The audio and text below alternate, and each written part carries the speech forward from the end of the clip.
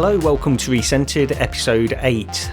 We've got quite a big show for you this week. There's a lot to get through. It's been a couple of weeks since we did our last VR news episode. So, in fact, it's been over 2 weeks because we're recording this one a little bit later on in the week. So there's a lot to get into that we haven't covered before, but we'll get into all of that today. My name is Gary from the YouTube channel Immersed Robot, and joining me, as always, is Rog, also known as Flute Rogie. How are you, mate? What have you been up to? I'm fine, thanks very much. Yeah, no, well, playing the odd thing here and there, getting confused, watching Pimax's stream, but I'm sure we'll get into that later. We will. But yeah, I suppose one of the biggest things since we actually last did a full normal episode anyway is Among Us. I picked that up and dropped into that, and I wasn't expecting to like it, in all honesty. And it's one of the funniest things I've ever played. It's got performance problems, and nobody's mentioning it or talking about it. But bizarrely, the performance problems that are there should really stop me from liking this game. In fact, I should be hating it purely because of that. But for some reason, I can ignore them, and they're worse than something else that we'll probably end up talking about later on, which I actually ended up refunding. Yep. But Among Us, absolute hilarity. My reputation as an honest person has been totally stabbed in the back by Sean, who saw me killing off a fellow player and then proceeded to run down the corridor screaming, "It's Fluke! It's Fluke! He did it! He did it!" You know, sort of forgetting that once you've killed somebody, when you're the saboteur, there's a 45-second cooldown, so I couldn't have killed him anyway. Oh, right. Sounds like he's snitching on you, really. Absolutely. Didn't do me any favours that he went and got the clip and then posted it on the Oculus subreddit as well. Which, cheers, man. You know, but I did accidentally get my own back a couple of days later when playing another game, and I'd managed to kill off one of the other crew members, and then found Sean. I was wandering about with him and sort of like, pretending, I don't know who it is, all that sort of thing. And we wandered back into the room where I'd killed off this other guy. And there was another player stood there over the body, and he's saying, "I can't report the murder. I can't report it. It's not working." So Sean goes up and goes, "Oh, no, that's not working either." So I thought, "Oh, well, I'll report it, and that'll help my alibi." Went up to the body, and I don't know what happened, but instead of actually reporting the body, I accidentally stabbed Sean in the back and killed him in front of a witness. So I don't know if it was accident or sort of mentally, sort of subconsciously getting my own back. So because of that cooldown as well, you can't kill the next person who witnessed it. No, right. That's it. You've got to be careful about what you do. So yeah, a lot of fun. Too many kids. Yeah, I was considering picking it up based on just what you guys were saying about it, but I've still not picked it up because, like you, I just didn't expect it to be my kind of thing. But the more I hear about it, I do think maybe I'll jump in sometime because it's not even that expensive, is it? No, I think it's like £8. Yeah, something like that.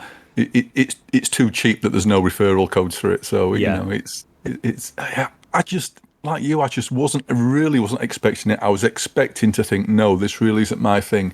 But getting with a group of people off one of the Discords, and it's a right laugh. But there's too many kids playing it on the random. If you go into a random game, way too many, and it's just really annoying. Yeah. But get a good group of people together, and it's hilarious. Yeah. So because you've tried Echo Wars, haven't you, as well? Yeah. Which I tried. I'll let you talk about it because when I tried it several times. I just couldn't get it to work properly in my headset, and I don't know why. It was a really weird problem where it was like distorted. Not distorted, but it was like almost like flat. Still stereoscopic in some ways, but flat, and then distorting as I turned my head. It was like the compositor. I was going to ask you actually. I forgot to before we went into this, but were you using Open Composite or? No. Okay. No, I wasn't either. But I thought maybe you were using that, and that was why. But I don't know. I've not used that thing for years now. I forgot it existed. In all honesty, I downloaded it the other day just to give it a try to see if it because you hear often it'll run things like Skyrim. Much you get better performance on Skyrim and stuff like that, but.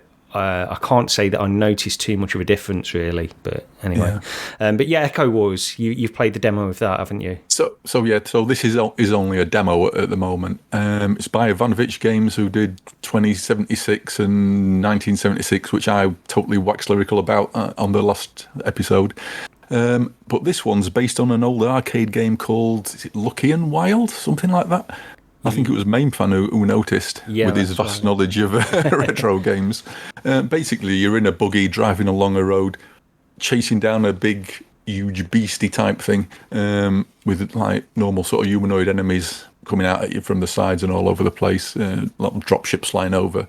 And yeah, I quite liked it. It's in a bit of a rough state at the minute, but I don't know. I've just got a soft spot for these Ivanovich sort of arcade-inspired games, and I'm liking the look of this one, especially since unless anybody's beaten it over the past day or so, I've still got the high score on the leaderboards at the minute. So. Oh right, that's why you like it. Yeah, absolutely. Yeah. Because when I went in, obviously I didn't play it properly for too long because I couldn't get it to work properly, but it did sort of work in the manner of speaking. But it allows you to, because you're in this buggy, and it allows you to play with a racing wheel setup as well as motion controllers, doesn't it? So you get the option to do it either or. So I did notice that, and I thought that's pretty interesting, because I would like to give that a try if I can get it to work.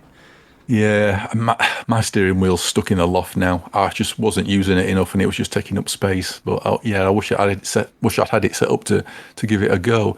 But the other thing as well, this thing's co-op, so you can have one person driving with one hand on the wheel and shooting one gun, and then you've got a co-op. Your co-op partner's got two weapons, so they're dual wielding as you're driving along. I was wondering about possible motion sickness from that, because I can remember playing. What game was it? There was a racing game ages back. I don't know if it was even. Well, it couldn't have been Drive Club. I don't know. You could put yourself in the passenger seat on a replay and watch the replay from the passenger seat point of view. It might have been GT Sport or something like that. Was it? I don't know if you tried that. Maybe.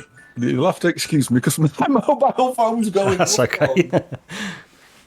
Well, you just get on to. We can move on to Walkabout if you wanted. Yeah, possibly my second favourite course at the moment. I still think 20,000 Leagues. This is the new Myst course that came out this week. Yeah, very, very good. Probably second to the 20,000 Leagues course. But they're getting something. They've got into this zone. I think where. I think they're learning how to really nail the courses now. They're not going overboard. Some of the early courses were really a bit too crazy, I think.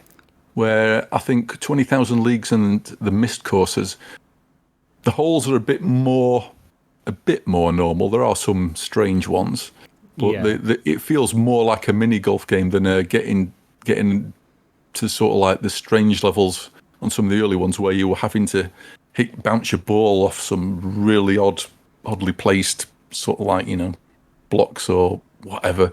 It's such good value for money. I can't get over it. Yeah. I picked it up today because I saw you put it down on the list, and I thought, I can pick this up and then run through an 18-hole course on this Myst update before the show. So I did that, and actually I went into it on the PC version. So I decided, because obviously it's cross-buy, so you get both sets of courses on PC and Quest, and I did notice, like, you do notice it looking, better. It's better on the PC version, I will say that.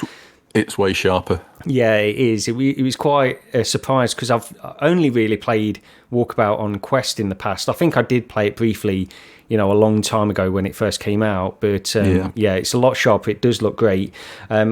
Although, it doesn't change the game a great deal. But it's nice to have that slightly sharper clarity in the headset. But yeah, this Myst course was pretty good. The thing is, I just ran through it quickly about a couple of hours before we started recording this, and you can sense that when you're going around, there's going to be a lot of stuff that I missed. There's a lot of little puzzly little elements that you can sort of mess around with in there, and I don't know exactly what they all do. If they do anything at all, I'm not sure. But I do think there's going to be a few secrets that come out of this as well, perhaps. There is, because all the courses, if you go into hard mode, and I've not actually tried it on hard mode yet, but on any of the courses, if you go into hard mode, there's what they call fox hunts, which basically involve you finding an initial object of some description, which will then give you a clue to the next object, etc. Get to the end of it all, and you get a brand new club. But I was playing the normal easy course, the open course, because you have to get under par on that to open the hard one up. And I'd forgotten that the fox hunts were only on the hard courses, and obviously there's these switches all over the island. Yes, on Myst and things, and I went round afterwards just flipping the switches, trying to find out what am I missing, and then it was only later I thought, hang on a minute, no, fox hunts, that's going to be for the hard courses, and I had a quick look, and yes, it's for the okay. Although apparently there's 3 new clubs to collect on it. That I read. Apparently they say there's different endings, whatever that means. So I have to have a look at that in the weekend. Yeah, I will say, like the holes themselves, it was pretty good. I got 2 holes in one as well, which I was amazed at. But yeah, there's quite a lot of flukes on. I tell you, this course has got the best potential for hole-in-ones I've ever seen. I think I pretty much did the same. The one where you have to shoot it right up that large ramp. Yes, that's the one. And hit that one. I fluked that on the first go. And there was another one as well. The one where there's like a pedestal and there's arrows pointing in one direction. There's a single arrow in the middle pointing in the opposite direction. And if you hit that one, it rolls it towards the hole, and it bounced off an edge and then rolled into the hole. So I fluked that one as well. Yeah, I wonder if that's the same ones that I did, actually, thinking about it. Yeah. I think because when I looked at it afterwards, it was hole 7 and hole 11, I think. Those were the 2 that I did. But anyway, yeah, it's really good. And as they all are, I still like Labyrinth. I still think Labyrinth is a great course as well, really. It's good. It's fine. It's the weakest of the latest 3, though, I still think. Yeah, that's probably fair. So we've played that. And just quickly, before we get on to the news and some other stuff, we've got some other games that we want to get into later on. We'll be talking about Iron Man and Moss Book 2 at the end of the show. But I just wanted to make people aware as well that I've sold my Valve Index now, so I've no longer got that headset. I'm down to 1 VR headset for the first time since 2016, I think. So it's a little bit unnerving. I can't sleep at night and stuff. That's shocking. Yeah. PD actually asked me earlier on, because I mentioned that you'd sold it, and he was saying, what's this Gary's Daily Driver now? And I said, I think he's only got a Quest 2. That's it, yeah. And you were shocked. Yeah, I know. It's a bit of a surprise. But it works well enough. You know, it's part of the reason why I sold the Valve Index, because you can certainly get by with the Quest 2 if either you use AirLink or you use the wired link. And it's good enough for most stuff that you want to do. I think it's great anyway.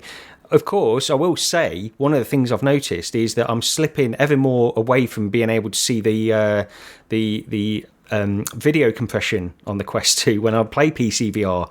The more the less I've used my Valve Index, of course, by not having it, then I've noticed the video compression far less. It was only when I was going backwards and forwards between those 2 headsets that I thought how incredibly sharp the Valve Index looked when I went back to it. But by not having it, I don't really miss it that much now, I've got to say. And the video compression's hardly anything that I notice at the moment. So yeah. I'd really like to try an Index again at some point, just to compare now, because I've got totally used to my Quest 2. I used to use my Rift S for PC purely because of the its DisplayPort cable. Yeah. But when I tried the link cable out earlier this year, the difference from when it first came out was just so absolutely shocking. It's like, well, I don't really need my Rift S sat there now. The Quest 2's more than good enough. Yeah, I feel the same. It's only because sometimes, occasionally, I would go back to the Valve Index to play, the sit-down ones like Elite Dangerous and stuff like that. And you definitely notice it. I think it's not that subtle either. I think anybody can notice this if you're literally going A to B comparison between them. But for people that say the video compression doesn't bother me, I can understand that as well. If you don't do that A to B comparison, it's not like a night and day thing if you're not literally using one headset right after the other. So, this is it. I'd say I was sort of pretty annoyed if when I can see video compression. When the link cable first came out, it was blatant. It was so obvious. It was awful to me. Yeah. And say when I moved back to it again this year, I honestly can't tell. So my eyes aren't good enough to see it if it is still visible. It's definitely much better anyway, but you've also got, they've added things on like that sharpening factor, and also you can increase the bit rate and stuff like that. I don't generally do that stuff, but you can do that, and that, of course, removes the video compression as well at the cost of latency and performance issues. But yeah. I mean, I can definitely tell the difference between the link cable and AirLink. There's no doubt there that the cable's just such a much more solid performer. But then again, I still haven't got a dedicated router to use it with, which I sort of keep umming and ahhing over getting one. Yeah, I can definitely see the difference between AirLink and a cable, but it's not huge. And I think the advantages of AirLink will cover me pretty much 90% of the time I'll use AirLink. But of course, if I want that extra little bit, then and if I'm seated, if I'm playing seated games, then I don't care about using a cable as well. So I might as well. I mean, it'll be good to compare with a new headset. So maybe a PSVR2. For instance. There we go. Yes, exactly. Yeah. So let's get on to that. So this is actually older news, but the PSVR2, just after we recorded last episode, wasn't it? The last news-based episode, anyway. It was that the price and the release date of the PSVR2 was finally announced. It's $549 in the US, £529 over here in the UK, with a Horizon bundle as well for about, is it $50 more and £50 more? It's 40 quid more over here. Okay. It's $569 over here. Yeah. The pre-orders went up on November the 15th, and the release date for the PSVR2 will be on the 22nd of February 2023. And I think it's the headsets will be going out launch week, won't they? They said that you might not get it on that day, but they'll be going out in stages over that week of release. So before we get into your pre-order, let's just talk quickly about the price, because we didn't touch on that last time. What do you think of the price? I'm not shocked. I was sort of kind of a bit disappointed. I think with, like a lot of people, before the PS5 went up in price, I was one of those who was saying there's no way they can release this at more than the console. That just seems crazy. Yeah. In console land, it's like, when does that happen? When do you have a peripheral that costs more than the actual console? But then obviously the PS5 increased in price, after Meta put the price of the Quest 2 up. And at that point I was thinking, all bets are off the table now. Yeah. And it was, I thought 500 wasn't out the question. 600, that wouldn't have surprised me, although it would have shocked me. Yeah. So yeah, you're getting some good kit for your money. I mean, if you look at it compared to PC headsets, it's a perfectly sane price. Yeah, it's a great price. This is one of the things I've been thinking about the past couple of weeks since this price was announced, and you'll get a lot of comments. I was reading a lot of comments about this. Some people saying it's way too expensive. Some people saying no, this is actually very, very cheap if you compare it to PC VR. And I was thinking, you can read these comments and they'll say, just look at the specs. It was bound to be this much.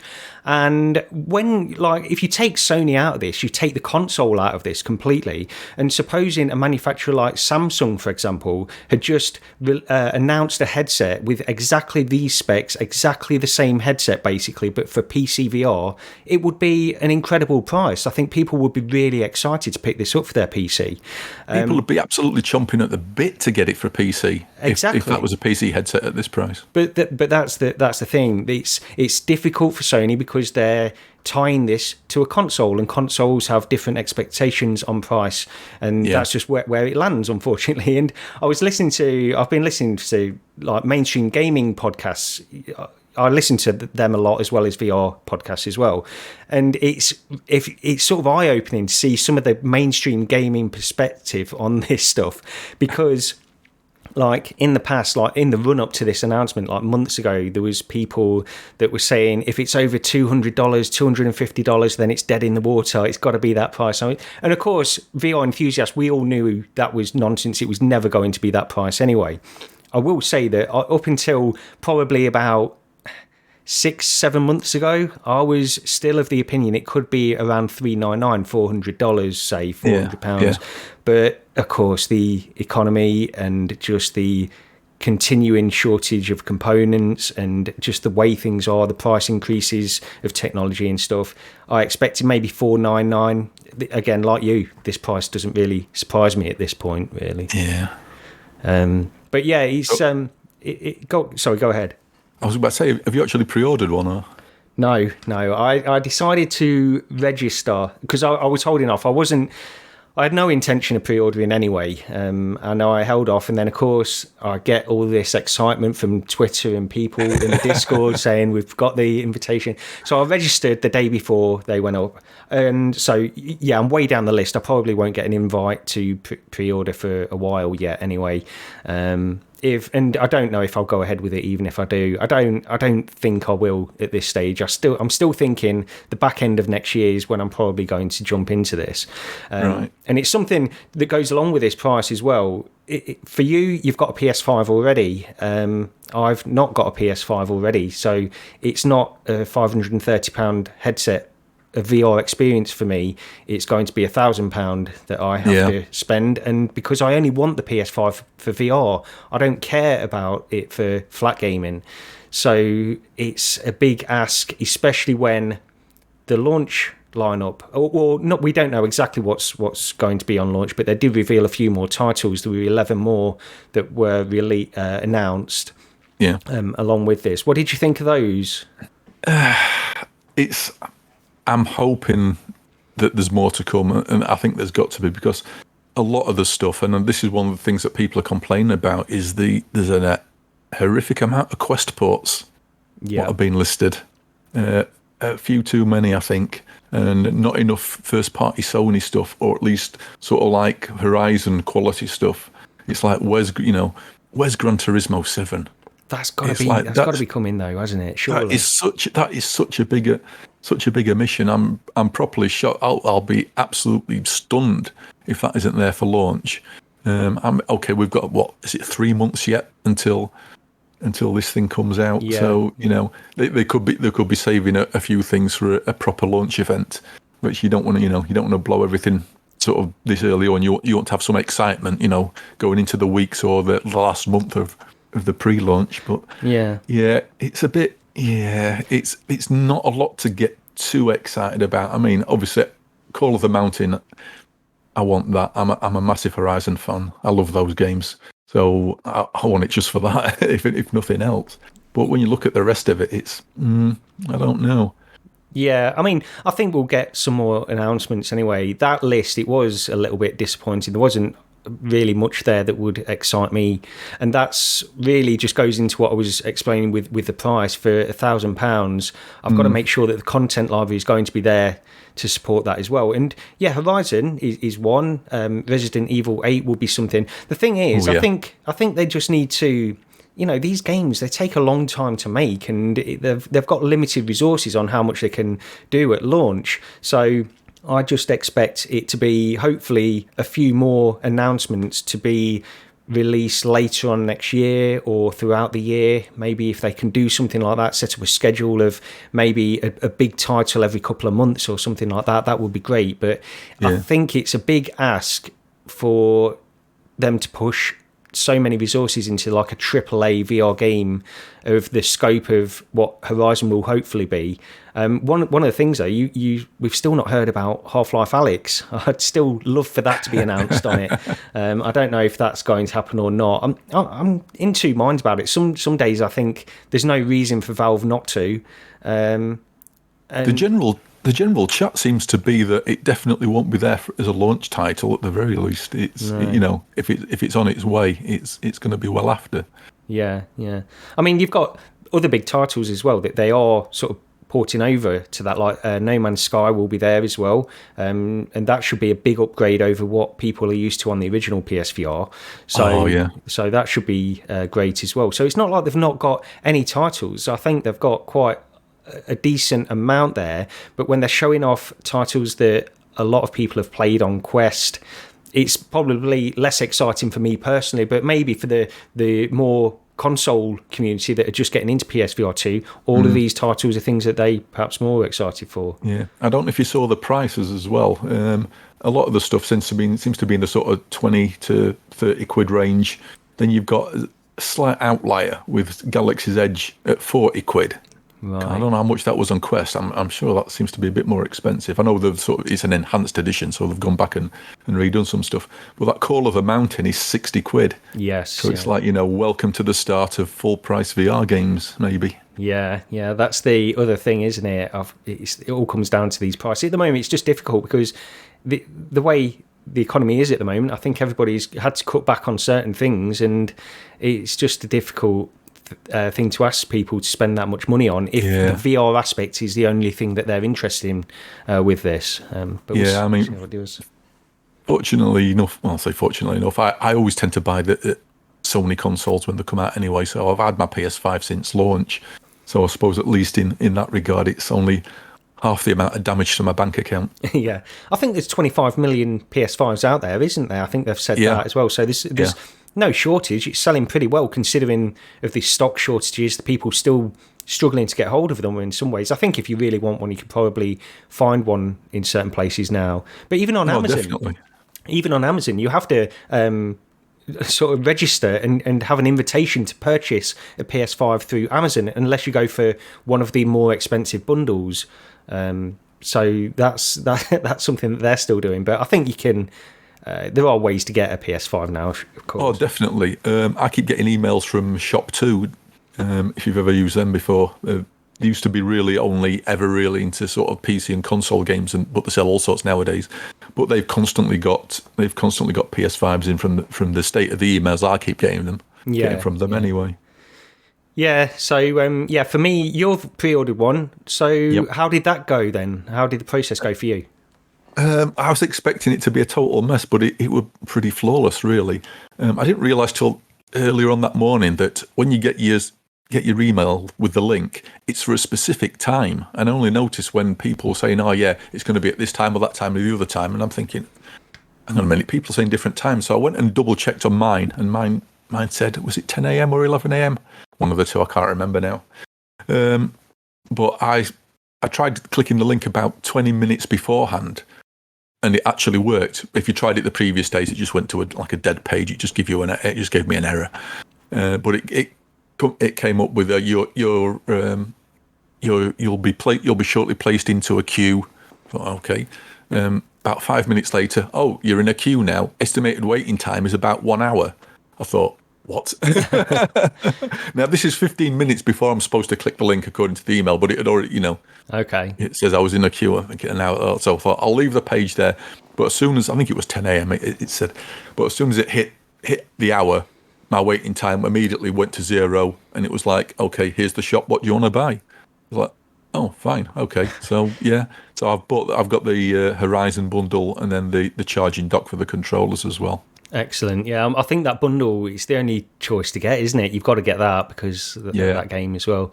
Well, it saves 20 quid on a copy of Horizon anyway. So yeah. So I've heard differing things, but I think most people have said that the pre-order system went pretty well for them, for a majority of people anyway. There's been a couple of outliers on that. I think there's been people that have said that it didn't really work too well for them. Also, there's people that are very angry because they registered months ago, for the pre-order system, and they've still not received their emails, their invites, and things like that. But I don't know how they judge that. It'd be interesting. But There's been so many wild and wonderful and wacky theories, and each time, I've thought of something. I read something somewhere where which totally contradicts it. It just seems utterly random. Like you say, there was an option, an email. I don't remember if it was an email or a web page months ago where you could register interest, not for pre-ordering, but just with PSVR2. And I did that, and I think PD did that as well. And we both got our pre-order invites straight away. As soon as they started sending them out, we got them. Oh, right. And so I thought, I wonder if that was it. But then again, no. There's people on Discord saying, I did the same thing, and I've not, and they've registered with the new, with the new webpage as well, and they've still not got their invites. Yeah, it seems to me that if you got the invite, then the process was pretty simple. But there's definitely some disappointed people out there as well. But I'll see when I'll get my invite. Probably won't be for months, but but there's not long till release date anyway. So I'll keep an eye out. Maybe later on next year I'll pick one of these up. But looking forward to hearing your impressions when you get one on launch anyway, and we can definitely dive into that on this show. Yeah, definitely. Okay, well, we'll get into the Pimax stuff next. So we've got they had this event last week, the Pimax Portal event, which it's a handheld basically. So this new Portal device, it's like a handheld Android gaming system where you can detach the controllers switch-like and then place the actual tablet part itself into a VR headset enclosure, Gear VR-like, and then it becomes a VR headset as well. You place the two controllers into these other separate enclosures which allow for 60 degrees tracking. It's got 100 degrees field of view at 27 pixels per degree. It runs on an XR2 chip. There's a lot of specs, by the way. I'm not going to go through absolutely everything on this headset. If you're interested, I'll put a link to the presentation because it's ridiculous. I can't name everything. I've just got a list of a few things here. But so yeah, it runs on the XR2 chip. It's WiGig. It's got WiGig attachment, Wi-Fi 6E as well. It's got detachable motion controllers, as I've already mentioned. It's got a native HDMI option, so you can connect it to your PC for HDMI, a native feed. It's got 4K display, LCD or QLED display versions. There are two separate versions of this. It's got PC VR game streaming, flat game streaming. It's got a mini PC option, so you can stream games from that. All of these different things, as I mentioned, too much to really go into. They also called this is the Multiverse Entertainment System, or MES. So that's their words. That was what the video was called on YouTube. And that just leads me into thinking, there were certain parts on this that just felt like parody. I don't know if they're trying to do this tongue-in-cheek kind of thing in parts of this video. I honestly can't tell, because there was a section in this video where the head of Pimax said he was sort of imitating the Steve Jobs iPhone reveal. He was doing this thing where he had this, we're releasing a handheld, a VR headset, a portable PC gaming system, a living room hub, 4 revolutionary products. These, of course, are not 4 separate products. It's all one, which is exactly what Steve Jobs did with the iPhone. So there is definitely some elements of parody in it. I don't know how it was intended to come across or anything like that. I'm sure that was intended, but I just don't know how far they were going with it. What did you think of this, Rog? I literally had to stop the video and just sit back and think to myself, what am I watching here? And then I went onto Discord, and I was chatting with people on there, and everybody's like, what on earth was this? Yeah, it's like, it was absolutely ludicrous. I mean, you've got to watch it yourself to even believe it. It was buzzword city. Any buzzword you've ever heard related to VR or gaming, they threw it in there, along with as many new ones they could seem to try and invent. Yeah. It was mind-blowing, not in a good way. The other thing with this Portal as well, of course, it's a Kickstarter project. So there's companies that do this. Pimax started with a Kickstarter, and a lot of companies will. It's a Kickstarter. It's supposed to start the company off, start the ball rolling. Well, I mean, Oculus did. Exactly. Modern VR started with a Kickstarter. But why, companies do. There are some companies that will go back to Kickstarter to fund a certain project. They are doing this, and this just leads me to be even more skeptical than I would have been. And they said in the presentation, like, it's intended to, gauge consumer interest and these kinds of things, putting it on the consumer, which is a legitimate, I can understand that argument from some respects, but at this point, I don't like it when I see that Kickstarter thing happening. And just I'll finish off these lists of things that I've got just so people are aware. But the prices of this is for $300 for the 128GB handheld, just the handheld itself, and $400 for the 256GB version. then it's $550 for the 256GB HDR QLED version of the handheld. Then you've got $450 for the VR accessory LCD model, so you get the handheld plus the VR headset accessory as well. $600 for the QLED version of that. You've got all of these different versions. And I've wrote here in the notes, we now have 1 billion current Pimax models, and we're still waiting on the Pimax 12K QLED, the Pimax Crystal, and now we've got the Pimax Portal Kickstarter. This just leads into what I think a lot of other people have said. I do not understand why Pimax just don't try to focus a little bit more on some of their stuff. And it's frustrating because the 8KX, it's a good headset. There's no denying it. I personally wouldn't pick one up for the price that it is, but there's no denying it's a good headset, which people absolutely love. But by doing this, they're sort of playing into the critics of this company, in my opinion. Yeah, it's absolutely unbelievable. The amount of accessories and peripherals it's staggering. It's like, I was looking at this and thinking, well, I mean, I never owned one, but do you remember the old Game Boy Advance with the big magnifying screen you could clip onto it, then the speakers on the side, and by the end of it, you had this big bulky console that you couldn't really do anything with. It wasn't portable anymore. Yeah, it's like it's just reminded me of that. When you see some of the images with all the extra stuff laid out around it, I'm thinking you're going to have a big cardboard box with just 90% of the gear just shoved aside into it. It's just unbelievable. I mean. Another thing, what everybody was saying as well, when you watch that video and you see it slide into like a docking holder, into the goggles you stick on your head. Yeah. It's like, oh my God, they've just reinvented Gear VR. It's like, what is going on? Oh, Daydream. It looks a lot like the Daydream thing as well, with the little tab. I mean, I made this comparison with the 12K QLED, like. Some of Pimax products, they feel a bit like Homer's car. Do you know that episode of The Simpsons where Homer designed a car? Yes. I mentioned that about the 12K QLED, but this is even more so, really.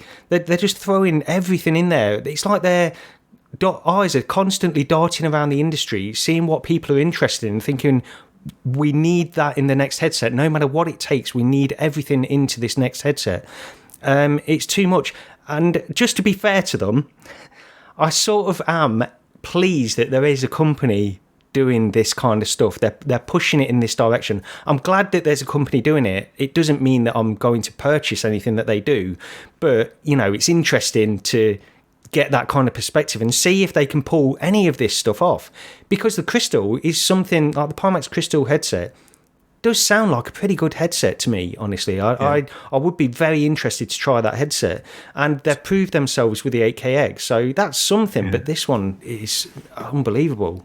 You're not the only person who'd like to try the Crystal either. Did you see the chat channel for that presentation? It was full of people going, "Where's the Crystal? Show me the Crystal." Yeah. They didn't want this handheld. They wanted the Crystal, and then about partway through it, somebody went, "Oh, Pimax RIP, press F to pay respects," and just the entire chat channel were flooded with F. It devolved into a total joke. I noticed there was a comment from Vive went by at one point, and that just scrolled off the screen as everybody were absolutely taking the mess out of it. Honestly, the chat channel was embarrassing. Yeah, it's and like I say, I feel like they're playing into their critics. If they could have saved this. Why not save this for a little bit longer? Just hold something back and have something like a release schedule that people can actually get on board with. They announced the 12K QLED, then they announced the Crystal, which is actually coming out before the 12K QLED. And the schedule for everything just seems like a complete mess. It's like completely disorganised. Yeah. And I'm somebody who actually, like I've said, I think the 8KX is a good headset. It's solid and there's nothing wrong with it at all. But when you see this, it's difficult to defend them in some ways. It's just frustrating. You absolutely know before this thing even ships, they're going to announce the next one. Surely not. Surely not. They will. Yeah. They will. It's their business model. Get everybody's money for and get them wanting one thing before it's shipped. Oh, here's another one. Yeah. That's what it looks like from Yeah, from my point of view. Yeah, people go into this thing about it's a scam. I don't think it's a scam necessarily, but there are certain aspects like they offered this reward system for people. Anybody that bought an 8KX or something like that, they get a discount. They'll get the full cost of that headset back if they pre-order a Pimax Crystal or the 12K QLED when that arrives. To me, that's, it's good in some ways if they actually do that and pull it off, but people are still waiting to get the Crystal, and it does seem like a way of just getting people to purchase old stuff just so they've got a chance of getting the new stuff.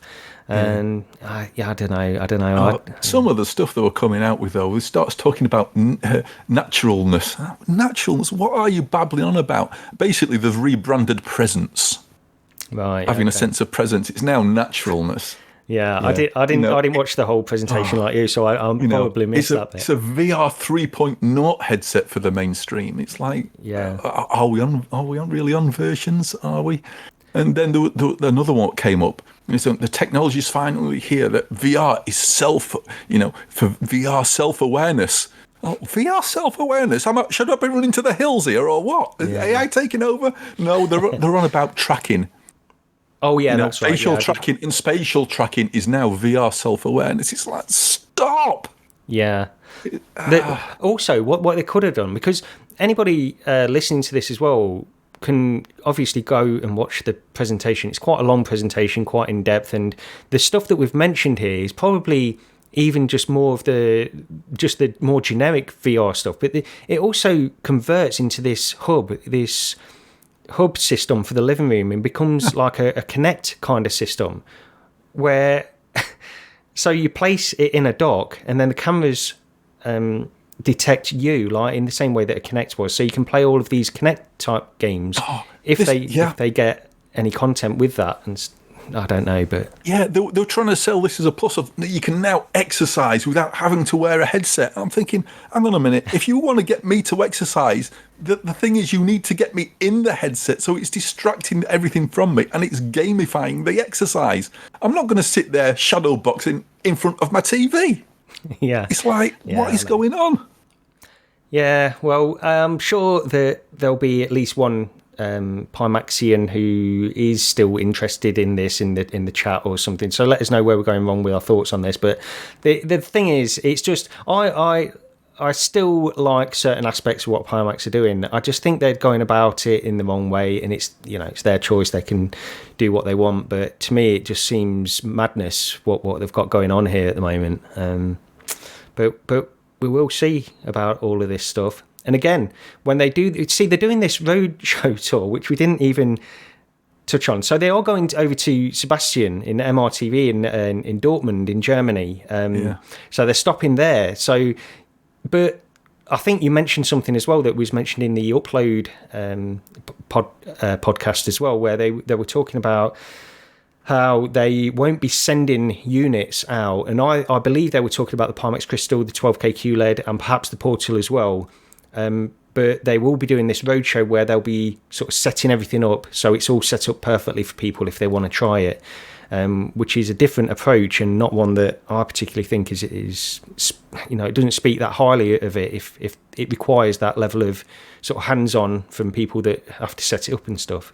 Yeah, it still sounds like it's in a prototype sort of state if they can't send it out to people. Yeah. Okay, well, we can move on. Let us know. Somebody defend Pimax and the Portal and stuff in comments, because it'll be interesting to see that. But anyway, we can move on to the next story, which is another leak. Guess where it came from? Have a guess. I don't know. Is it somebody who might be a bit sad? Or, rhymes with rad? Something like that. I think. It's along those lines, yeah. So Brad Lynch, sadly it's Bradley, he's back at it. He's got his sources on the trail yet again, and he leaked the new HTC standalone. So they had some little teasers just before Quest Pro, I think was just before the Connect, the last Connect. HTC tweeted out some, little snippets that they usually do, little corners of headsets and stuff like that, just to get people excited, but not really. And that's what they did. And now Brad has just basically revealed what the new HTC product is going to be. Unfortunately, it looks like it's going to be a consumer product. We're not used to that from HTC for a while, so that's good. But the images that Brad got access to were black and white images, and he worked with this person. I forget the person's name now, apologies for that, but he works with this 3D renderer who is able to generate these images, which is probably what I'm showing on the YouTube video of this podcast right now. And it looks like it's very similar in form factor to the Vive Flow, which is a headset that came out a while ago. It wasn't really something I paid a lot of attention to. Did you ever pay a lot of attention to that, Rog? I never really paid much attention to any Vive stuff, in all honesty. Yeah. It's the Vive Flow, it was like very small form factor. It used pancake lenses, had a diopter adjustment. Form factor looked great. It was just quite low powered. It used I think it used the original XR1 chip. It might have not even been that, I'm not sure. But it wasn't designed for like VR use in general. It was designed really for like a meditation tool, maybe some media viewing and that kind of stuff. It was a very good form factor, but not for general VR applications really. But this looks very similar to that, but it's got like a full strap rather than the almost glasses kind of version that the Vive Flow had, and it's got a battery on the back as well. And it uses the motion controllers from the Vive Focus, which is a standalone VR headset. Looked very good, but it was an enterprise-focused headset. And this is why Brad is calling this the Vive Flocus. Yeah. So based on that fact, but yeah, 1920 by 1920 per eye, 120 hertz, pancake lenses with diopter adjustment. This is all what he's leaked, all the rumours that are out there at the moment. Yeah. Rear padding with battery and a chip much more powerful than XR2 Gen 1. And there was speculation it could perhaps be the Gen 2 version of that. 4 tracking cameras, 1 colour pass-through, and priced possibly around $1,000 plus. But we don't know. So, did you watch Brad's video on this, Rog? I've not seen much about it at all. In all honesty, I've seen the images. Yeah. I can't remember it. I don't know if that was on Upload or Road to VR or somewhere. The one thing that does get me with this, and I think you just said that on the previous headset as well, diopter adjustment. Why haven't we got this? Why is this not a standard thing in VR headsets at this point in time? Because I can't stand wearing glasses in a headset. So any headset I've ever had, I've had lens inserts. I've had prescription lens inserts just to make everything more comfortable. The only headset I've really been genuinely comfortable with wearing my glasses in was the original PSVR, because there was so much room, because that rubber gasket was so thin, there was so much space, so much width, that wearing glasses wasn't a problem. But even then, I got lens inserts. So I'm just shocked at this point in time that diopter adjustment, given the amount of people that wear glasses, isn't a common thing. Yeah, so the diopter adjustment, I don't know a great deal about this, but does it just correct nearsightedness? Is that what? Because it's one specific thing it will correct. It won't correct everything. Yeah, farsightedness. As far as I'm aware, it's short-sightedness that it corrects, and possibly to only within a certain amount. There was. I wonder if it was the Focus, the previous one you said. I can't remember.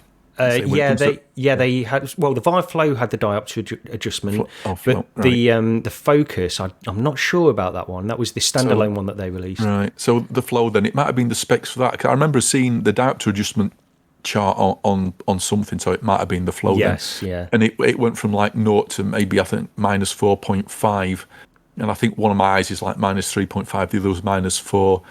So if you go much beyond that into really sort of severe, territory, then it might not work for everybody. But as a common general thing, it's like, why haven't we got this?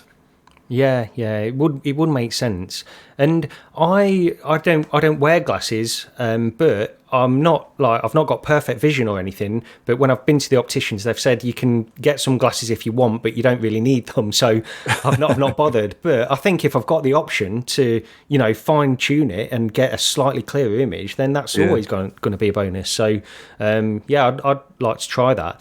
I am actually quite interested in this headset, to be honest, from what we've seen so far. HTC, I loved my original Vive, but since then, I've not really paid a lot of attention to what they've released because I didn't really like a lot of the stuff they released, and also some of it really wasn't for me anyway. It was more sort of enterprise business focused. So this, if it is a consumer headset, I'm all for getting something which is a better form factor like this, because it does look like it's got a nice light form factor. Yeah. And it also has the option where you can, like this modular design Brad was saying, where you can remove the rear battery, use it in glasses mode, connect it to a PC. And we don't know, it's got like a USB-C connection, and there is some speculation that it could have DisplayPort over USB-C or something like that. I don't know. We'll have to wait on that, but that would be a pretty good feature to have on this headset as well. Yeah, I mean, it is sort of quite intriguing, and again, that the diopter thing. I know I keep mentioning it, but it's a big deal. If you wear glasses, it is a big deal. But it's, like I say, the price that could be the killer. Yeah, I think originally, I don't know if Brad mentioned this on his stream, but I think initially, either on Twitter or on that video, he said there was some rumours that it would be around $600. Yeah. Then he corrected it based on some new information. I'm guessing that it was probably going to be 1,000 or 1,000 plus. Yeah. Which that wouldn't surprise me with what they're showing here. And also with the announcement of the Quest Pro, wouldn't surprise me that HTC would feel like they could go for something like that. I think if it, say if it's something like that turned up at around sort of $600 or 600 quid, I'd be like, I'd be very, very tempted. But I mean, if I ever spend $1,000, £1,000 on a headset again, it's going to have to be substantially better than anything we've currently got. Yeah, I feel the same way actually, and I think like by selling my Valve Index, which was the most expensive piece of VR equipment I think I've ever purchased, it's got to be. That was pretty much on the limit of how far I'd ever go with a VR headset. I don't think I'd ever go beyond 1,000, and with this money that I've got from the Valve Index, which is being set aside to whatever I pick up next VR wise, part of the reason why I'm sort of hesitant on the PSVR2 thing as well is because I would love a headset that I can connect to my PC and get a better PC gaming experience as well. That's something else on the PSVR2 we didn't mention, but imagine that if it could be connected to a PC, I'd pick that up straight away. There'd be no question. I would definitely get it then. Do you think like, sort of like the hacker crowd out there are going to manage to sort some drivers out and get it working on PC sharpish? Yeah, I think they will, but I tried a long time ago. I tried the original PSVR on PC and I didn't have a great experience with it. I'd want sort of official support, PC support from that really before I consider that. Maybe the hacker community will surprise me and we'll get great support for it. And I think there will be people working on it, but it could take a while. Who knows? But yeah, that's part of the reason why I'm excited about this HTC headset. Whatever it is, if it's a standalone headset, which they've got Vive port, they've got a good library that you would have there as well. But especially if it can be connected to a PC, that would be the sort of the next section where the next big thing for me. Where if you could get a native like DisplayPort over USB connection with that form factor. That would be interesting, but yeah, again, the price would probably push me away. Well, let's hope it's not as bad as it's sounding like it's going to be. Yeah, we'll see. Yeah. Okay, just quickly to mention, this only broke today, really, because Qualcomm had a reveal of some new chips. They didn't mention the XR2 Gen 2 in the presentation. I haven't looked a lot about this, but I did notice on RotoVR and UploadVR they reported that Qualcomm revealed a Snapdragon AR2 Gen 1 chip. So this is purpose-built, head-worn augmented reality platform, and it consists of actually 3 separate processors. It's got an AR processor for sensor perception and video output, an AR co-processor for sensor fusion and dedicated computer vision tasks, and then it's also got a separate Wi-Fi 7 chip for co-processing and split rendering with a separate device. It's got very low power consumption. So just quickly to mention, they've created this specifically for small form factor glasses. Eventually, is what they're going for with this, and they've separated it up into 3 distinct processors to, I think it's to limit sort of the heat problems that a lot of these smaller form factors have. They've got separate processors, so nothing has to run quite as hot in one place. They're distributing that load. It's got low power consumption and can be paired with smaller, lighter batteries to get down to that small glasses form factor. So it's something to keep an eye on, but there's not a lot of details on that yet, really. No, I was surprised just before we started recording when you pointed that out, because I'd totally missed that on the show notes. I'd not even heard of it. Yeah, it was literally about 3 or 4 hours ago before we started recording. So I just caught it. And based on the last episode where we missed the PSVR2 price and stuff by about 12 hours, 24 hours, something like that. Something like that. Very frustrating. So I thought I might as well put that in because it's bang up to date news. Okay, let's get into some games that we've, some of the bigger games that we've been playing over the past couple of weeks. And the first one is, of course, Iron Man on the Quest. Well, just you go ahead, Rog. What do you think? You didn't play this on PSVR originally, did you? So this is the first version. Is that right? I played the demo on PSVR, but I never picked up the full game. Got you, yeah. Same here. That's exactly what I did too. And it was that long back. It was pretty much sort of new to me again. Where do I start? Plus points. I love the control system on this. It's absolutely brilliant. It's, for me, it's sort of up there with the sort of like the, remember the first time you ever played Lone Echo when you thought, oh, this feels brilliant. This feels amazing. It feels natural. It doesn't feel like I'm having to learn it. Yeah. And it sort of felt like that. Okay, with some of the attacks, some of the, punching down to the ground and stuff, a bit of learning involved. But the way the control system felt, I thought it was absolutely fantastic. What I didn't think was fantastic, what a lot of people don't seem to agree with me on, although some people do, is the performance. It just wasn't good enough. Now, bizarrely, this performs better than Among Us does. And I don't know why I can ignore the performance in Among Us and I can't in this. Maybe it's the nature of the game. Do you think, on that point, Among Us, do you think it's partially to do with like network performance issues or just general game performance? I don't think so, because even when you stood there by yourself where there's nobody else in the room while you're waiting, unless something weird's going off, then I don't think it is. Okay. And the PC one definitely runs a lot better than the Quest version. But the weird thing is, and maybe it's the asynchronous space warp or whatever, if you put smooth turning on and rotate using the stick, you can see it's not smooth. You can see it's juddering. You compare that to something like Resident Evil 4 or even Walkabout Mini Golf. If you stand on the spot and rotate, it's smooth. Yeah. This isn't. When you walk forward, it's not. There's a judder there.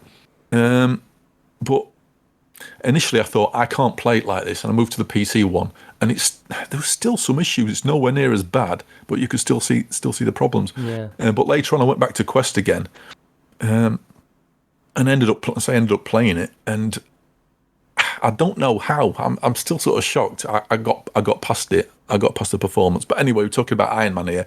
Nowhere near as many issues performance-wise, but what there is there, each time it happens, because you'll be playing it and it's smooth, and then it might be just a frame or two, or it might be even more. You might see it drop into reprojection, and it just takes me out of that scenario. Maybe it's because it's like, fast arcade pace thing, and just want it smooth. Yeah, but even when you're walking around the house, so this is the thing, it's like inconsistent frame drops. This is what is happening here as well. You can be walking around the house, nothing really going on, and you'll just get these occasional stutters as you move around.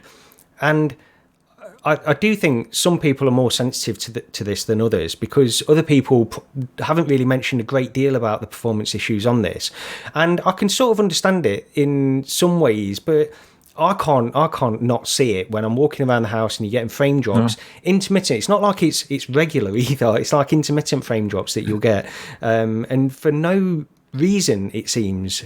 Yeah. At some points it will be native. You've got native frame rates, and it will look and move, be smooth, and nothing changes, and all of a sudden you'll drop a couple of frames here and there, and it gets especially worse. I'm up to chapter 7. And there are sections which really drop frames in some of the more action sections. And if it was, I think people did mention that in some of the reviews, some of the more action-packed sections, you will get some performance issues, but they're few and far between. I disagree with that. I think there's performance issues all the time anyway, in general, just not as bad as they are in certain parts. Yeah, definitely. But I've talked to quite a few people on Discord, and it ranged from, I didn't have any problems at all. Yeah. Although in some cases, people were using Quest Pros. So it's like, is it the same on the Pro? Is it not? I don't know. But then I've talked, other people are saying, oh, yeah, I totally agree. It's just like, it's not good enough. So it's...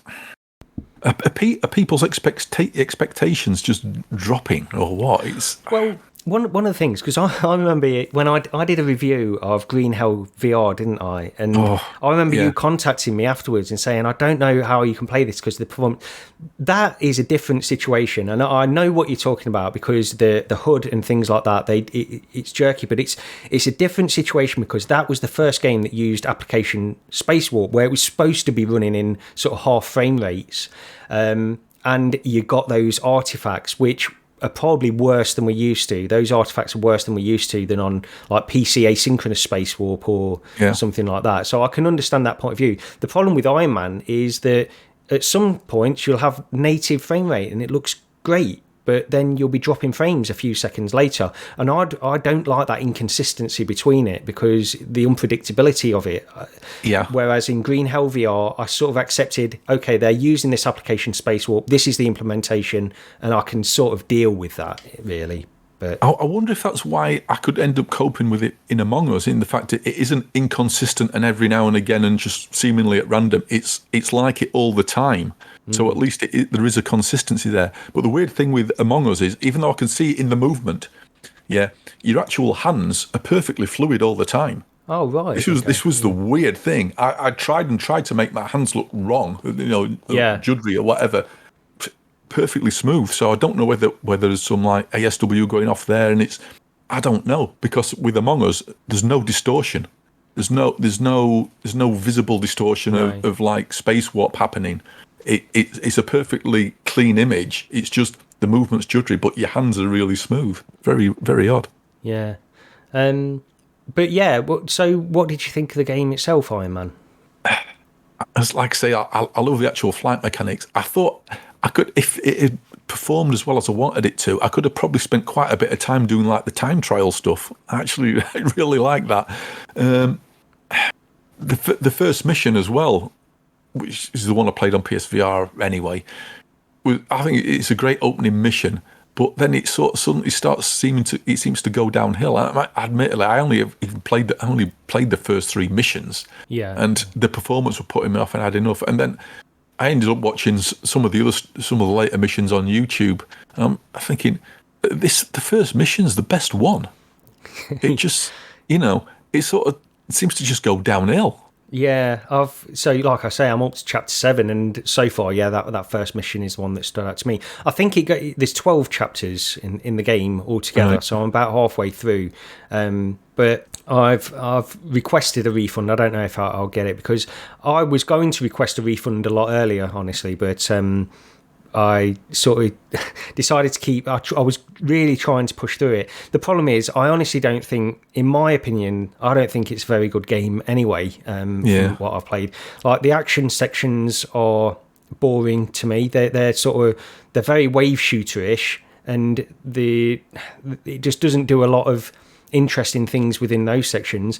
The sections where it's not action, it's mind-numbing. I can't even, it's like you're literally given a place where you have to walk to. You walk over to this section, this heavily highlighted section. It will fade out, then it will fade in again. Yeah. And then you're facing an NPC that will talk to you for a couple of minutes. Then you have to go over to another highlighted section, fade out, fade in, and another NPC will talk to you. And it's just, it takes all agency out of the player. And I know it's not designed for those parts, but to me, something like Blood and Truth did that kind of stuff much better, in my opinion. And the overall impression of this game, all I can say is I found it boring, and I know some people really like it, but I really don't. I don't think it's a good game, and I've tried to push through it, but I'm not playing anymore. I'm done with it now. I'm done. Yeah, I don't blame you. I'll say that the performance just did me in with it anyway. I just couldn't push past the performance, but I think is it the Shanghai level where you get to as well? It's like, that was, yeah, it, like you say, it was just boring. Yeah, it was so generic. Nah. Yeah, I mean, I'll say there was a discussion I was going to get into actually with Iron Man, and because Iron Man was a PSVR title originally, and Blood and Truth was a PSVR title, and I do think that they share some aspects of that thing where they take agency out of the player. In some ways, I could sort of deal with it in Blood and Truth, but with this one, I just couldn't. And I don't know if developers are being pushed by Sony in a certain direction, although they were back then, because it seems to be that any title that Sony were either a first-party title or one that they invested money into bring to PSVR2, they all seem to have this slight coating of taking agency away just to keep them very safe, very comfortable VR experiences. Yeah. And I don't know if that's how, whether developers were guided by Sony to do that or not. I'm not too sure, but that's just how it felt. And this feels like that to the point of just being something that I just don't want to play. That's what it comes down to. And look, of course, the action sections, you do have a lot of agency in there, and for people that like that kind of gameplay, I think you can get. Also, I will say quickly, just to highlight why I particularly don't like this, I'm not into Marvel. I don't really have any investment in that IP or Iron Man or anything like that. So maybe that plays a big part into why I just couldn't get into this game as well. Possibly the same here. I mean, I watch all the Marvel movies as they come out, but I can pretty much say I've probably only ever seen most of them once. They're not the sort of thing I go back and rewatch. I like them as much as I like anything else. Yeah. So maybe it's not being in that sort of fan base that's it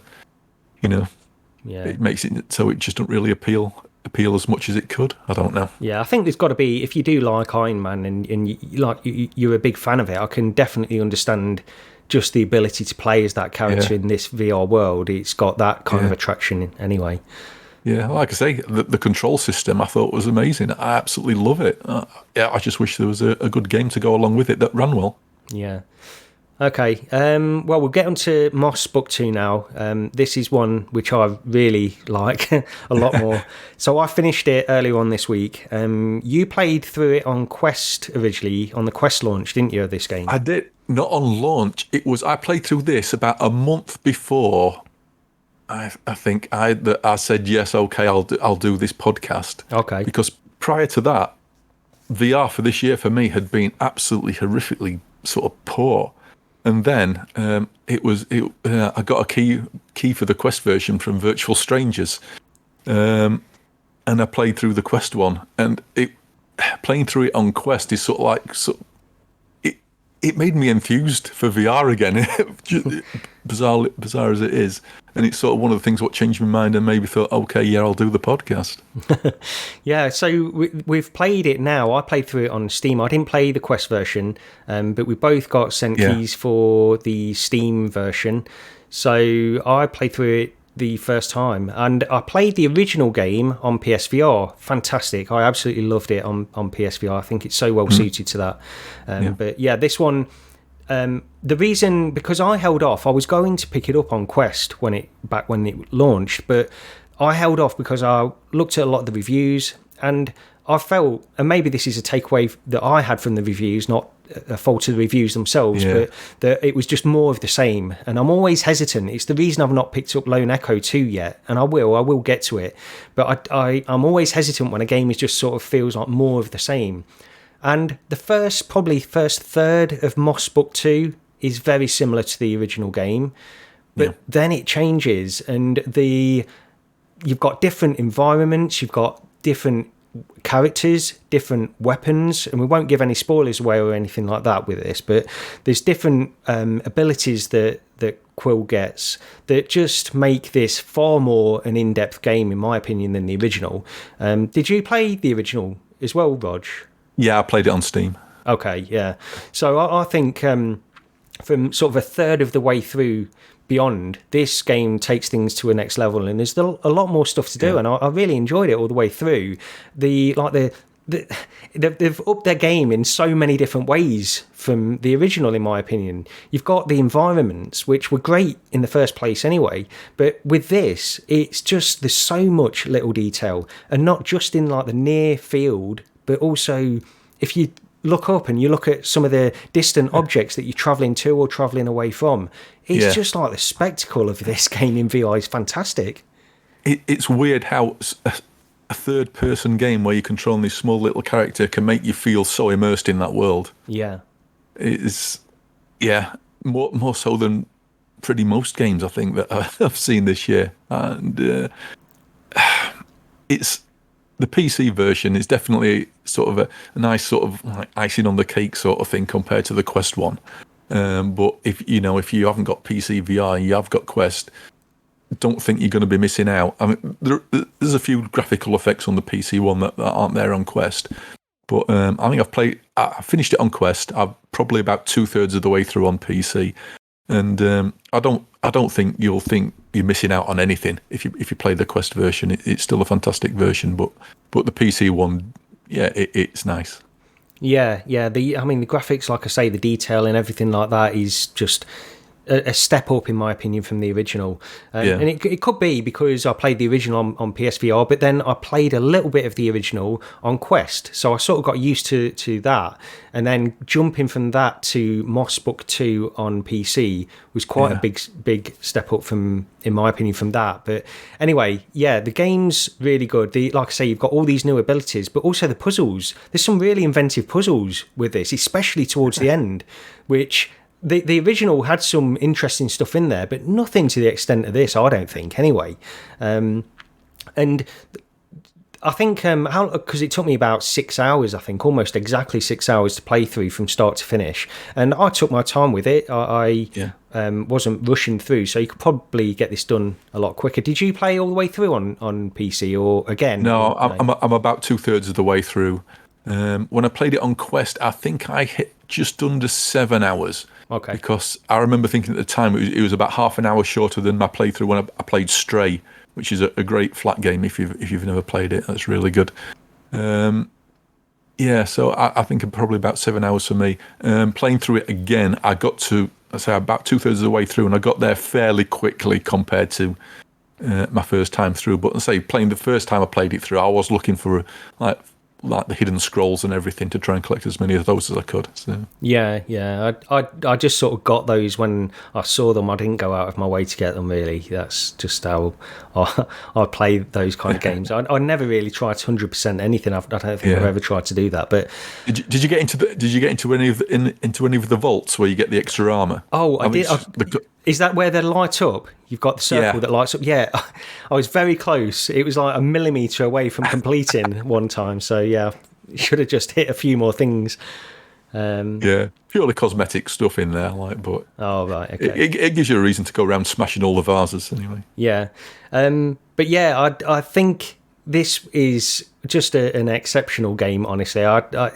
It's one that I think the first game got criticised for the combat being too simplistic and things like that. And while it's still relatively simplistic in this, at least you've got a variety of options to choose from to kill the enemies. And one of the things I would love to get in this, if there's a Moss Book 3 or something like that, I'd like a bigger variety of enemies. I think that's one thing where you've got how many enemies? Maybe 4 enemies, something like that throughout. Variety is not that great, really. I mean, there are some, without giving any specifics away, there are some boss battles in it. Yes, good ones as well. There's a variety there, yeah. That final one, I struggled for a long time. I couldn't work out, but it's pretty obvious once you know how. The weird thing with Moss is, when I got stuck, it wasn't really because it was difficult. It was just because I was missing. I just blatantly failed to spot something in the environment. Yeah. And which is ridiculous. Actually, playing through it the second time as well, I got stuck in a place I'm pretty much sure I didn't get stuck in the first time through. So I'm not quite sure how that happened. Yeah, no, I highly recommend this. I love the first one, and I love this one even more. It's a better game all round, in my opinion. It's just a better game. It just evokes a proper sense of wonder while you're wandering through that world. It's just fantastic. Yeah, one of the things I would love to see, though, is as well, because it does make you think about how you could potentially improve it. And I always like this when I'm playing a game like this. It's a bit like, Micro Machines, where you've got all these human scale things that you're driving around. Moss, I don't feel like Moss plays with that enough. I would love to see more sort of human scale objects. That I know there are some around there, but I would love to see that a little bit more out in the open. But it did it more in the first one from what I recall, because I remember when you were on that raft and I think there was like a human-sized helmet and stuff about, and then and so there were sort of like remnants of the human world there, but I don't really recall much in the second one of that happening. You still got like large creatures. It was like that rabbit in the at one point, and I didn't even see it there on the screen until the thing moved, and I must have been on that screen at least a minute. Yeah, it's a big rabbit. It is, yeah. This deer, I think I did see a deer in as well there at one point. But that helmet in the first one was the thing I was thinking of, because I did see like plant pots. I think there's a section where you heading towards a building and there's sort of plant pots lying around and stuff. And I did see that, but other than that, there's not a great deal in there. But they're going for this different kind of thing, this sort of small creature world, separate fantasy world, aren't they? So yeah. I mean, if he ever did do another one, I'd like to see him play more into the sort of like the remnant of the human world. Yes, yeah. That would be really good. And it's got, they've got sort of left it open at the end. I think they could either end it where it is, or they could carry on if they wanted, couldn't they? It could go either way, really. Yeah. But leading from that, just quickly, the Game Awards for the Best VR Game of the Year was announced, and these are After the Fall, Among Us VR, Bone Lab, Moss Book 2, and Red Matter 2. So I just wanted to ask Rog quickly, which one would you pick out of those? Right. Firstly, I won't pick After the Fall because it does something what annoys me, and that's that it came out last year. And I don't care it came out in December last year. It came out last year. And I don't see why these award shows have got to have the award show right in the last month of the year that the award show for. I know. It's like, leave it till January, leave it till February. It doesn't really matter. No. But just leave it from January to December, and then there's no arguments about it. Among Us VR... This is sort of a tough one because it's an absolute laugh. But as somebody else was saying, I don't know if it was that was on being on Virtual Strangers, or I can't remember. Is it the game that makes it good, or is it playing it with people that makes it good? Does it set it up for a good social experience? Because the game itself's really simplistic. Yeah. So again, I don't think. It's a good game, and I think people should try it. I mean, it's like £8. If you don't like it, refund it, but give it a go. But give it a go if you try and get into, get in with a group of people from like a Discord or whatever, whatever community you might be a member of online. Bone Lab, no. I'm not even going to justify anything. No, listen to several episodes ago. We went. Yeah, no. Which sort of, well. From this list, and I struggle to think of anything outside this list what you could put on, really. But Moss Book 2 and Red Matter 2, I mean, Red Matter 2 is just an absolute technical achievement on Quest. Yep. I think Moss is the better game. Yeah, of course, I'm going for between those two as well. They're the two that I'll go for. And the problem is they're two very different games, aren't they, as well? It's difficult to... This is it. They are very different games, but there's more that I could think of to put right with Red Matter 2 than I could think of with Moss. Yeah, that's a good point. I think Moss overall is a better game too, but Red Matter 2's got that sci-fi element, which it always sort of gets me when you're wandering around on those planets and looking out to Neptune and stuff. It's something about that gets me. So it was amazing. It was absolutely amazing. And say technically and visually, it should have an award for that. Just for what they managed to achieve on mobile is absolutely shocking. But when push comes to shove, if I had to decide between two things purely on one thing, I always tend to go more for fantasy than I do for sci-fi. Right. So okay. I'd have to pick Moss. Yeah, I'm opposite. So I'll go for Red Matter 2 then. We'll see who wins. Okay. Well, actually, we got through that a little bit quicker than I was expecting. I was expecting this to be one of our longest shows, but when it boils down to it, there's not a lot to say about some of the stuff. The Qualcomm stuff was a little bit early on to really comment on anyway. But yeah, there's a few things I just want to go through because we always forget to mention this, or I do. But please subscribe to the channel, like this video if you're watching on YouTube, and if you're an audio listener of this podcast, please leave a review on Apple Podcasts or any of the platforms you get the option to do that. And also send us a question, send us an email, or give feedback or comment in the video as well. Because I think some people will definitely disagree with some of the stuff we've said in this one. I know a lot of people like Iron Man, so I feel free to voice your opinions on that, and also, in a constructive way. Yes, constructive, of course. Yeah, be kind, and also with the reviews on Apple Podcasts and stuff. Only leave a review if you're giving us a 5-star review. By the way, we don't want none of this 2 or 3-star nonsense. We don't need that. But also, Pimax. I think there are some people that are big fans of Pimax that might disagree with some of the opinions. Yeah. Although it's difficult to defend Portal, I'll be honest. But you know, we'll see. It could be incredible, and feel free to constructively defend that too. Yeah, but since we have finished a bit earlier, I just want to mention a couple of things that I've been playing in Flatland. I know it's totally off topic, but go ahead. Yeah, good. I finally got round to playing What Remains of Edith Finch. And if you've heard that one, it's sort of classed as a walking simulator. Have you ever played it? That was the first game I finished on my Steam Deck. And really? I really enjoyed that. I played it earlier on today. I went through it and I went back and got the trophies for the platinum because it was dead easy to get the trophies. But I played through it this afternoon, maybe 2.5 hours, if that. Yes. I was blown away, absolutely shocked. I knew really nothing about it apart from it was somebody going back to an old house. That's all I knew. I'm not going to mention any of the stuff that happens because it surprised me. It just surprised me with some of the things that you actually play through. And it's my favourite sort of walking sim is probably Everybody's Gone to the Rapture. I love that, but maybe it's I like that too. In like you'll sit in an old village sort of thing. You know, it's probably a bit of a. Yeah, that were good, and again, different to what the title might suggest. So I really enjoyed that. But but that Edith Finch, it's like really enjoyable. Like I say, that was the first one I finished on my Steam Deck when I got that, and I knew exactly the same as you. I knew somebody was going back to the house, and it was a weird house. Yeah. But weird. but with walking simulators, what you need is something to constantly keep changing, mixing things up.